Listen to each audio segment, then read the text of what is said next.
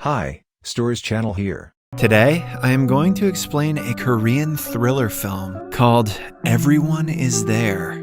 Spoilers ahead. Watch out and take care. Lisa is a timid and shy 16-year-old. In the opening scene, she is running down a hill in the middle of the woods. Her clothes are torn and her face is covered in injuries. Suddenly, she trips on a stair and falls several feet below. With her remaining strength, she begs someone for help and falls unconscious. In the following scene, Lisa is in the hospital. The severity of her injuries is clearly visible in broad daylight. Fortunately, a bypasser found her in the woods and brought her to the hospital. Outside, 2 police officers are discussing the case. Judging by the previous bullying reports, the cops are sure that Lisa was bullied by the girls of her school. But before advancing the case, they will have to get an official statement from Lisa. They have also tried to contact Lisa's parents, but it turns out that her mother died a few years ago, and her father is overseas. He is not involved in her life and doesn't care even if she dies. When she regains consciousness, the head police detective, Mr. Kim, introduces himself. He asks her several questions about her health and the incident that happened yesterday, but Lisa remains quiet throughout the interrogation. They are interrupted by her homeroom teacher, Miss Lee. She urges the officer to go away and let the girl rest for a while. Malice is clear in her intention when she tries to stop Lisa from giving away who actually did this to her. Mr. Kim then notices 3 middle-aged women in the doorway. They are the mothers of the girls who are suspected of bullying Lisa. He figures that they want to threaten Lisa or bribe her into not saying anything. He asks them to go away since they are legally not allowed to meet the victim, but the women are persistent. Their husbands are people with power and money, which makes them believe their daughters can get away with anything. Mr. Kim states that their daughters were the ones who called Lisa to the mountain, but the mothers nonchalantly claim that the girls were just hanging out. When the argument gets heated, Lisa asks them to go away because she wants to rest. After the incident, the homeroom teacher, Miss Lee, meets the school principal. Both of them know very well that Lisa was bullied. To save the school's reputation, the principal wants Miss Lee to transfer Lisa to another school when she returns. He hides his corruption by pretending to be worried about the bully's future. A few weeks later, Lisa recovers from the injuries and can finally walk around. Mr. Kim has tried to ask her about the incident several times in the past week, but Lisa has yet to break her silence. Due to lack of proper evidence, the case is handed to some counseling guidance teacher, and the bullies are let free again. One night, Lisa lets negative thoughts get the best of her. She tries to commit the unthinkable, but has to stop when a lady walks into her room. The lady is the counseling guidance teacher, Miss Soo Yeon. Soo Yeon has seen a lot of students like Lisa and helped them live after being traumatized by similar incidents. She isn't like any normal guidance teacher. She was also bullied in school and knows how it feels to be weak. Hence, she helps her students take revenge on the bullies. Initially, she doesn't seem to feel sorry for Lisa. She makes her remember the events of the night, which in turn makes Lisa break down crying. When she calms down, Soo Yeon asks her to stay alive until she returns again. On the day Lisa is being discharged, she is visited by the leader of the bullies, Yeon. She has brought her new school uniform, knowing that her old one is torn. The girl shows no remorse for almost killing Lisa and tells her she is better off dead. Before leaving, she also threatens her to stay away from the police. After she leaves, Soo Yeon enters the room. Having heard the entire conversation, she brings Lisa to her house and helps her settle in. After that, Lisa goes to the neighborhood where her mother used to live. Before her death, she is reminiscing about her past when a passerby catches her attention. She follows the girl and soon finds out that she is her identical twin, Jenny. Lisa tries to reunite with her, but Jenny walks away, uninterested. It is revealed that the girl's parents got divorced before they were born. The couple was not on good terms, so the father never wanted anything to do with Lisa and Jenny. But with time, the mother's financial condition got weaker. Hence, she left Lisa at her father's home and started living with Jenny. The sisters never met after the incident, and Lisa had to live with her father, who thought of her as a burden. The next day, Soo Yeon follows Jenny to a convenience store and notices her shoplifting. She stops her outside and asks her for help. Even when told that her sister was almost bullied to death, Jenny remains uninterested in the conversation. She only agrees to help when Soo Yeon offers her money. In the evening, the 3 meet at Soo Yeon's house. She suggests they live together for a week or so until the plan comes to a conclusion. Jenny is not a fan of the idea, but agrees to do it anyway. But then, she is told that she will have to go to school as Lisa to teach the bullies a lesson.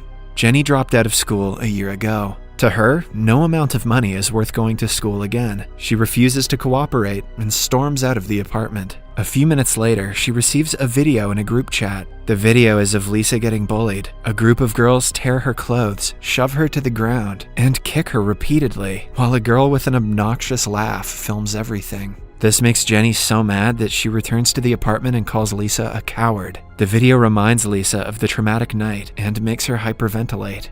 Seeing her twin in such a condition, Jenny cannot help but feel bad for her. With much determination, she asks Somi where she can find the girl with the obnoxious laugh. The following day, she goes to school as Lisa. Her classmates notice the evident change in her behavior, but no one pays much attention to her. That is, until the group of bullies enters the classroom. The bully, Nayeon, excitedly sits on Jenny's table and calls her cute for returning to school. Because of her laugh, Jenny realizes that Nayeon is the girl in the video and the one who made everyone else bully Lisa. When the bully starts getting handsy, Jenny slaps her to the ground with a single blow. She then grabs her by the hair and sits on top of her, asking her to laugh again. Following that, she shoots a video of her while choking her simultaneously. Her bully friends can do nothing but retreat in fear. They only stop when Miss Lee interferes. She takes them to a private room to discipline them, but Jenny isn't someone who obeys teachers. When she and Miss Lee are alone, she approaches her with a pen, subtly threatening to stab her. Miss Lee stammers in fear as Jenny calls her out for being unfair to Lisa. Later that day, Jenny returns home and shows Lisa the video of Nayeon. Lisa doesn't know how to feel about it because she doesn't support violence, even when it's projected towards her biggest bully. Somi warns Jenny to not do anything of such sort again because it might get her sister in trouble. She should have seen the stabby pen scene. The next day is the twins' birthday. They get themselves a cake and bond for the first time in their lives. Lisa tells Jenny how hard her life has been because she never got any kind of love from her parents. Jenny sympathizes with her since life in poverty with her mother has also not been ideal. The next morning, Jenny is asleep, so Lisa decides to go to school on her own. She believes that since Nayeon was taught a lesson, she won't mess with her again. At school, Nayeon's mother is with the principal, discussing a way to transfer Lisa to another school. The woman is afraid that she will try to take revenge on her daughter and wants her gone as soon as possible. A corrupt principal assures her they will take care of the situation. Meanwhile, Lisa overhears their conversation from the doorway and runs to the bathroom in tears. There, she bumps into Nayeon before locking herself inside a stall. Nayeon, who has been wanting to take revenge, dumps a bucket of water on her.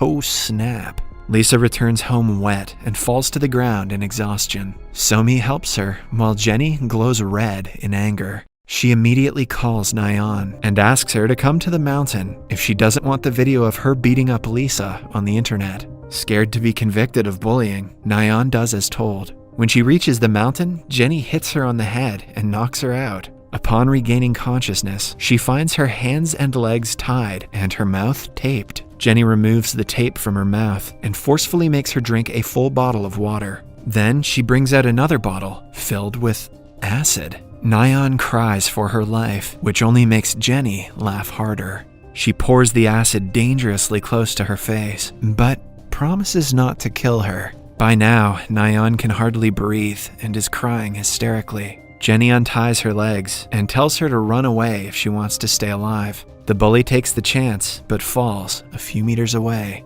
Just then, Lisa arrives at the scene and tries to free Nayeon because she doesn't want any more people to get hurt. Seconds later, Somi follows and is shocked at the scene. She scolds Jenny for losing her temper and calls an ambulance for Nayeon. In the following scene, Jenny is getting interrogated by the police. Since no one actually saw her with the victim, she is only a suspect. Somi arrives and asks the officers to let her go for the time being. The officers decide to wait until Nayeon gains consciousness and lets them go. Outside, Jenny claims that she does not regret her actions in the least and would do it again if she had the chance. A disappointed Somi leaves her alone and returns home. Right after, Nayeon's mother attacks Jenny, calling her names. Jenny smugly mocks the lady and asks her to laugh like her daughter. While arguing, she also slips that what she did was only a payback. The officers realize that she is in fact the culprit. When Mr. Kim calls her by Lisa's name, she lashes out and claims that the Lisa he is looking for is at home.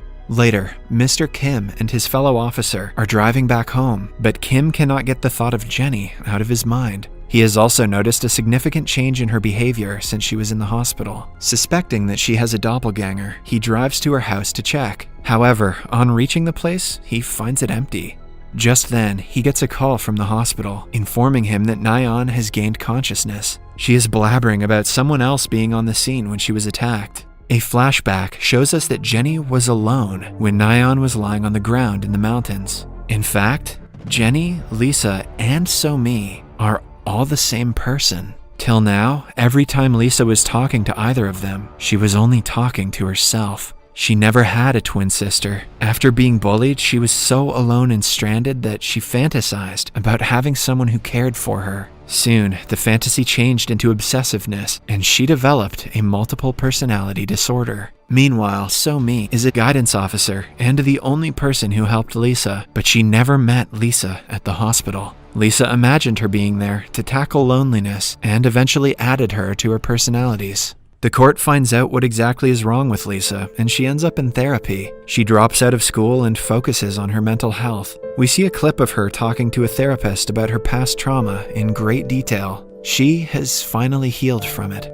In the last scene, the real So-mi drops her at the airport. Lisa is flying to a different city to start a new life. Subscribe for more videos like this, turn on notifications, and leave a like to help the channel out. Thank you for watching.